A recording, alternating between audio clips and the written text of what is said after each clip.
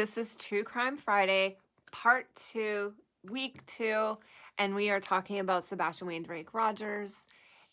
I just wanted to give one more thought, and then we're going to get into a few theories that I have.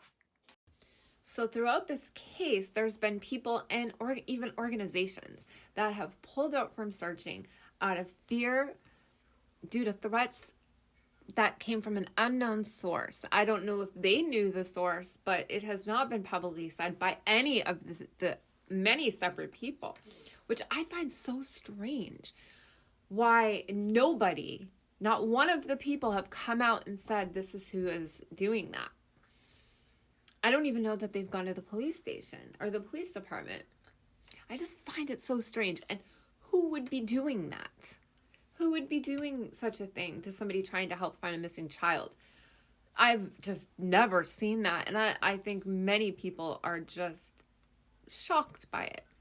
But the fact that they're not calling out who's doing it is really surprising to me. So that's just something I wanted to throw up there. But now I'm going to get into just a few of my theories. In my own opinion, of course.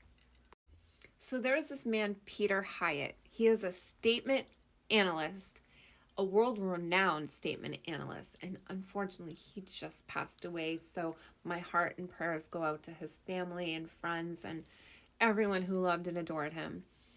He had a YouTube channel, and he did a few episodes on Sebastian Rogers. And when he talks, I listen, because he knows his stuff. And he said the key is with the mother.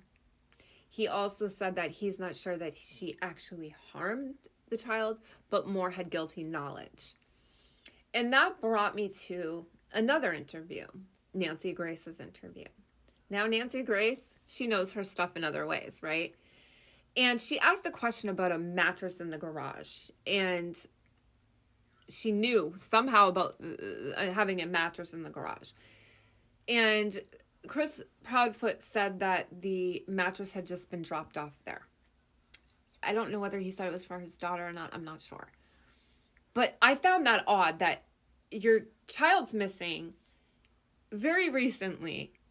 And what is somebody calling up from like Marketplace and, hey, I have a mattress. You wanted one. I'm going to drop it off in the midst of this, or call it like, what are you looking on Marketplace? Oh, I see you have a mattress.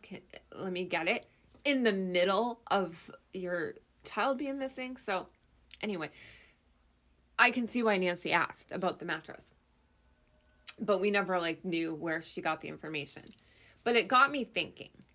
In the beginning, we call him CP, ChrisProudfoot, had mentioned about how Sebastian had an incontinence issue and had to wear diapers, essentially, pull-ups or whatever.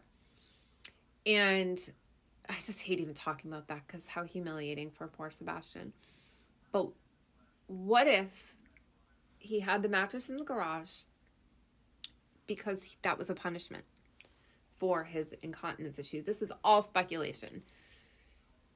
That night, maybe he was out there in trouble and he had enough and took off.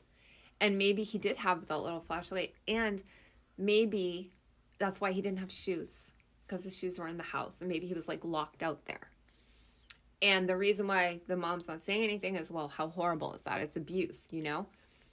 So she can't throw herself under the bus. This is all a theory, all speculation. The only thing that keeps me away from that is there was no scent, right? If there really was no scent, and because you think if he ran out of the garage, and I don't even know if the garage, like, how do you get out of the garage? Did it have a side door?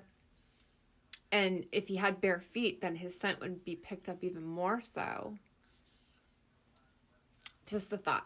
But I've always kind of turned away from that because of the no scent, right? No camera, no scent. But it's a thought. I had to get something. I am freezing. So getting back to my second theory is really just the flashlight that like has to do with the case, in my opinion. Somehow. So the theory is like something happened in the house, whether it be an accident or on purpose, because it is a fact that Chris and Katie Proudfoot were trying to remove Sebastian from the house. He was set to go live with his dad, but they also were trying to get him into like a group home. So there's also rumor that he was going to have to testify for a custody case Chris Proudfoot has going on with his daughter, his biological daughter. So there's so many scenarios, whether they wanted to remove him or an accident happened. And those flashlights are, one, Katie Proudfoot, and two, like, whether it's Chris Proudfoot or somebody else.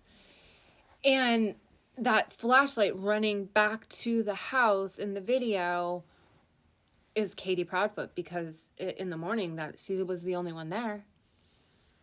And that's just eerie to even think about. But, you know, when you put that with all the different red flags, it's a definite, like, legit speculation, I think. So those are like my two main theories. I go back and forth, but I don't know. What are your thoughts, though? If you've been following this case, do you have a theory, like a main theory? Of course, you don't know, but just that one that you keep going back to. Let me know in the comments. And yeah, this is True Crime Friday, part 2, episode 2, part 2. Lots of twos. And we're going to keep up this series. And I'm not sure whether we're going to continue on with Sebastian next week. We will definitely keep going back to Sebastian. I'm going to think about it this week. Let me know who you want to talk about. We also need to talk about Bryan Kohberger, and I want to do some videos on Summer Wells, of course. To be honest with you, the Sebastian case and Summer Wells case really have so much in common.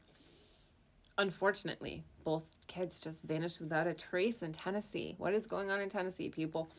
So anyway, this is True Crime Friday, week 2, episode 2, all the twos. And we're just going to keep going on with the series. I might do a bonus on Bryan Kohberger tomorrow, because there's just so much to talk about. And let me know in the comments what your theories are and what you want to talk about next. And I will see you next week or tomorrow, and I will see you in the next one.